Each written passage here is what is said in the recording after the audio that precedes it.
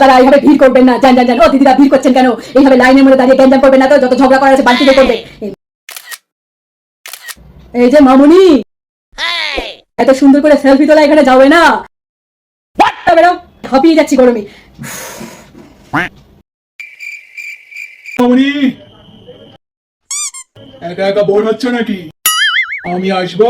হ্যাঁ, কাছে আসলে তো ভালোই হয়। আমার হাতটা না ভীষণ চুলকোচ্ছে। শেষ পর্যন্ত পৌঁছতে পারলাম। এবার মণ্ডপে গিয়ে শিবমের ঠাকুরটা দেখতে পারলে ভালো ভালো হয়ে যায়। না কাকিমা, কোথায় যাচ্ছেন? কোথায় যাচ্ছি মানে? মণ্ডপের ভেতরে যাচ্ছি ঠাকুর দেখতে।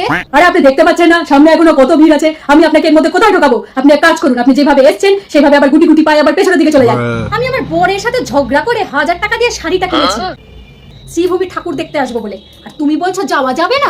দেখুন কাকিমা, আপনি ঝগড়াঝাটি করে আপনার বরের কাছ থেকে শাড়ি নিয়েছেন না কি কিনেছেন এটা আমার জানার কথা নয়। সামনে প্রচুর ভিড় আছে, আমি আর গ্যাঞ্জাম বাড়াতে পারছি না। আপনি যান যান যান। আবার বলছো যাওয়া যাবে না? আচ্ছা কাকিমা, আমি আপনাকে একটা কথা বলতে পারি। আমাদের মণ্ডপের পেছনে ভিআইপি পাস দিচ্ছে মাত্র 1500 টাকা।